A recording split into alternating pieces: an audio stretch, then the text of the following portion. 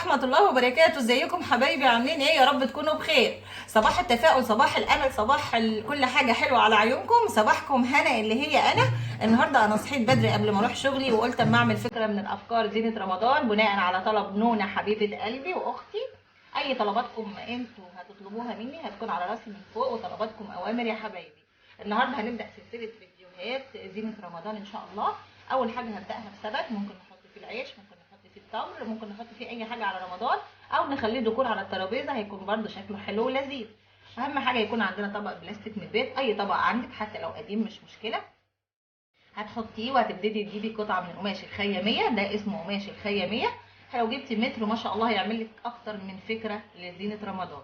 هنجيب حته قماشه وهنقصها بحيث ان هي تكون على قد الطبق، وهنبتدي نلزقها بمسدس الشمع بالطريقه اللي انتم شايفينها دي. لو مش عندك مسدس شمع عادي جدا، بالشمعة عادية خالص زي دي، شمعة عادية جدا زي دي كده اهوت، وتولعيها بالنار وتبتدي تحطيها. يعني اي حاجة احنا ماشيين ما عندناش مشكلة، مفيش حاجة بتوقفنا ومفيش حاجة بتعجزنا.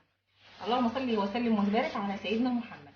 خلاص احنا وصلنا لحد كده ان احنا لزقنا وغلفنا الطبق من بره. هنبتدي بقى، عايزين طبعا نداري كل ده علشان شغلنا يبقى حلو ونضيف. عندنا حتة قماشة زي ما انتم شايفين كده، هنبتدي نعملها 3 علشان يبقى باين اشيك واحلى، ونبتدي نغطي بيها الشغل بتاعنا زي ما انتم شايفين. وهنبتدي نلزق بمسدس الشمع ونقول بسم الله،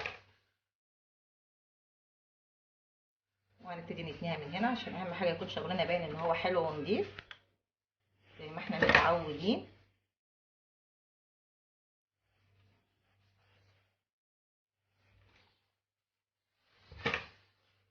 يلا يا جماعه نذكر بعض زي كل فيديو، ربنا يا رب يبارك لنا في الفيديوهات بتاعتنا ان شاء الله. لا حول ولا قوه الا بالله، ولا ملجا من الله الا اليه. وحبايبي الحلوين اللي وصلوا لحد هنا، يلا وروني اللايكات الحلوه بتاعتكم، لان اللايك هو اللي بيرفع الفيديو. جزاكم الله خيرا. واللي اول مره تشوفني وحلوه معانا وشايفه ان انا ما شاء الله يعني مقبوله عندها، او حابه ان شاء الله تكمل معايا وتحب تشوف فيديوهاتي، يا ريت تنزل تشترك في كلمه احمر، كلمه اشتراك باللون الاحمر معلش، وتفعل زر الجرس على الكل علشان اول ما انزل فيديو يجي لها اشعار بيه. تمام يا حبايبي كده؟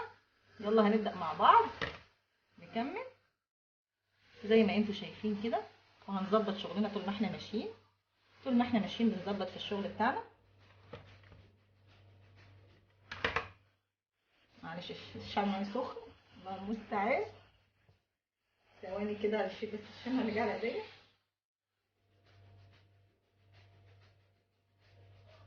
وبخلوا بالكم من الشمع وانتبهوا ليه يا جماعه. تمام كده. هنلاقي بقى بعد الحتت اللي فلتت مننا هنبتدي نعيد عليها تاني ونظبطها.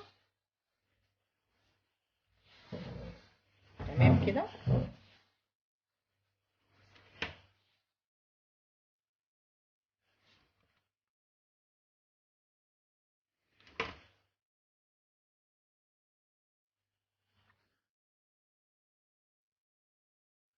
وبكده بقى عندنا زي ما انتم شايفين ثبت لزينة رمضان. هنبتدي نكمل الزينة بتاعته بشريط من الزينة بتاعت رمضان الحلو الجميل ده. تمام. هنبتدي نلزقه زي ما انتم شايفين معايا. يا رب الصورة تكون واضحة ان شاء الله. ونبدأ نمشي على حرف الطبق كده زي ما انتم شايفين. ما شاء الله الزينة دي بتخلي شكله حلو قوي قوي قوي، وبتخليه كمان فخم وبتديله فخامة. لو حد جه عندك مش هيصدق ان انت اللي عاملاه في البيت. ما تنسوش بدعوة حلوة منكم بظهر الغيب. ربنا يصلح حالي وحال اولادي يا رب، اللهم امين، وحال اولاد جميع المسلمين يا رب.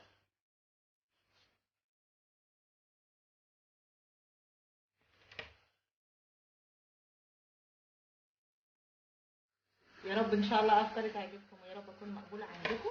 ربنا يجعل قبولي في الارض، اللهم امين يا رب.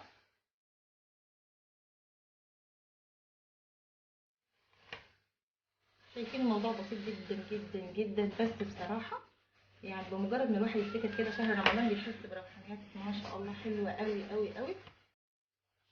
ويلا اكتبوا لي بقى في الكومنتات الفكرة دي عجبتكم، اكمل بقية الافكار ولا ايه؟ لان احنا عندنا افكار حلوه كتير قوي لرمضان ان شاء الله.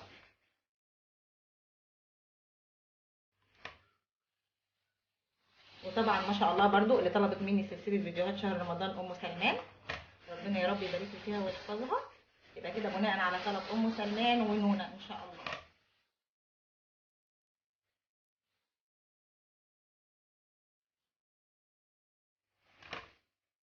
احنا ماشيين كده بنظبط شغلنا زي ما انتم شايفين، وبكده احنا وصلنا لاخر الخط معانا. هنقفل شغلنا علشان شغلنا يطلع حلو ونضيف.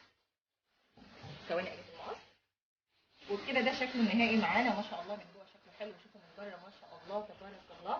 الزينه مدياله فخامه ومدياله شكل حلو قوي. تمام. هننضف شغلنا لو في اي حاجه موجوده، وهنبتدي نحط فيه اي حاجه احنا عايزين نحط فيها، سواء كانت تمر، سواء كانت عيش، سواء اي حاجه انت حابه تحطيها فيه هيجيب معاكي، او حابه تحطيه ديكور على السفره كده برده هيبقى برده ماشي مفيش مشكله. اي شمعه او اي حاجه زياده نشيلها مع بعض. جزاكم الله خيرا على الفيديو، ان انتوا ترفعوه باللايكات الحلوه بتاعتكم وبالاشتراكات. ويلا ما تنسوناش من اللايك الحلو الجميل زيكم. ربنا يبارك لكم يا رب.